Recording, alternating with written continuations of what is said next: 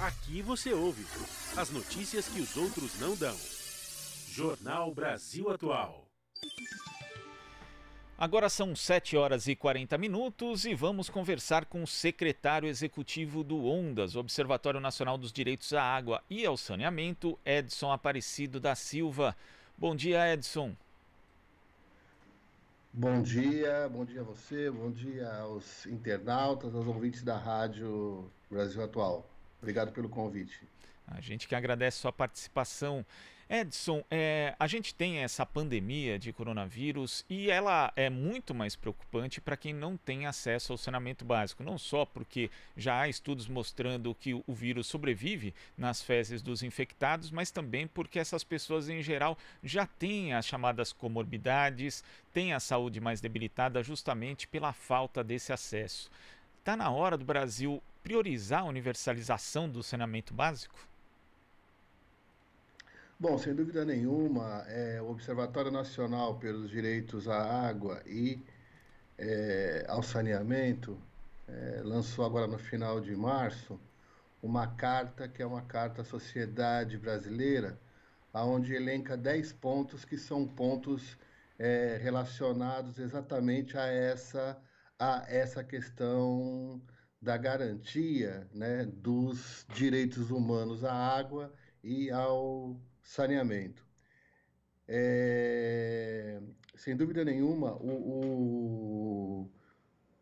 essa coisa que parece tão simples, que é lavar as mãos e manter a higiene, sobretudo em períodos de coronavírus, não é tão simples assim para uma grande parcela da população que sequer tem acesso pleno à água e ao esgotamento sanitário. Em primeiro lugar, eu acho que é muito importante a gente dividir, né, em 3 blocos de pessoas quando se fala do direito ao acesso à água. Primeiro, aquelas pessoas que tema, né, ou seja, são atendidas pelas empresas de abastecimento de água e mesmo assim 35 dias por ano. Aí você tem um outro bloco de pessoas que são essas pessoas que vivem nas ocupações, seja na periferia da grande cidade, seja nos centros urbanos. E um terceiro bloco que são os moradores de rua, né? A população é, de rua que sequer tem acesso a uma habitação, né? Então, acho que é importante a gente dividir nesses 3 blocos. Inclusive, a gente conversava outro dia aqui com o Guga Brown, ele que é coordenador da campanha Tamo Junto Paraisópolis, que é uma comunidade aqui da cidade de São Paulo. Ele falava justamente dessa questão de que muitos moradores ali não têm acesso à água ou têm um acesso intermitente, quer dizer, tem uma hora que tem água, outra que não, e aí fica muito mais difícil manter aí, seguir as recomendações relativas à higiene para evitar o contágio do coronavírus, né, Edson?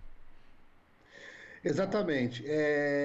Essa questão dessas grandes comunidades, como é o caso de Paraisópolis, é, o governo do estado recentemente se comprometeu a distribuir 1.200 caixas d'água para aquela população. Ora, não adianta. Duas coisas, né? O governo já fez isso na época daquela crise de abastecimento de água de 2014 e 2015, né? Só que essa medida, se ela não for adotada com uma grande participação da comunidade, né, ela não faz efeito nenhum. Primeiro porque as habitações elas não têm estrutura para receber caixa d'água, muitas vezes. Segundo, as pessoas não têm dinheiro sequer para contratar alguém para fazer essa instalação, né? É, ou seja, essas medidas, não que elas não sejam importantes, são, mas isoladamente não traz efeito nenhum. Eu vou te dar outro exemplo. a Sabesp, no caso de São Paulo, desde da crise de 2014 e 2015, ela faz uma redução, ela promove uma redução da pressão nas redes de, de água. É claro que essa pressão, que essa redução de pressão na rede, ela afeta toda a população, né? Só que afeta de forma diferente. As pessoas que moram no Paraíso, que moram nas áreas estruturadas, moram na Vila Mariana, moram na Lapa, né? Elas não sofrem tanto com esse impacto por uma questão simples. Elas têm um reservatório de água, né? E elas nem sentem essa redução da pressão, coisa que não acontece na periferia. A Sabesp reduz a pressão na maioria dessas comunidades das 11 da manhã, das 11 da noite às 5 da manhã, né? E depois a água demora para voltar, como essas pessoas não armazenam água, sequer elas têm água para as suas necessidades básicas. E nesse sentido, seria importante, além de distribuir caixa d'água, que o governo pensasse na instalação de grandes reservatórios de água, para que essa população pudesse ir lá buscar água, garantisse caminhão-pipa, né? E uma outra coisa que a gente também reivindicou na nossa carta é que o corte do abastecimento de água para essa população por inadimplência seja suspenso, né? Aquelas casas em que tiveram a sua água cortada fossem restabelecidos, e terceiro também que você suspenda a cobrança de água enquanto perdurar a crise do coronavírus. Enfim, precisava ter um grande movimento nacional, juntando o governo federal, o governo dos estados e os municípios, no sentido de garantir o acesso pleno à água e ao esgotamento sanitário. E é isso que nós não estamos vendo. Edson, agora a gente vai à participação de Marilu Cabanhas. Oi, Marilu. Oi, Glauco. Olá, Edson. Prazer em falar com você. Alô, Marilu. Edson, eu queria que você Parece que ela falasse não está sobre... conectada. Oi, Marilu. Oi.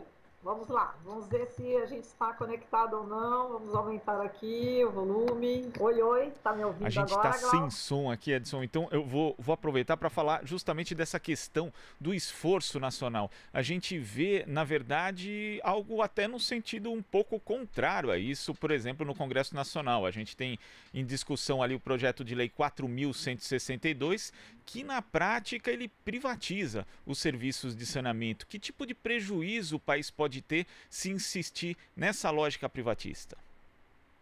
Esse é outro dos grandes absurdos que nós estamos assistindo, né?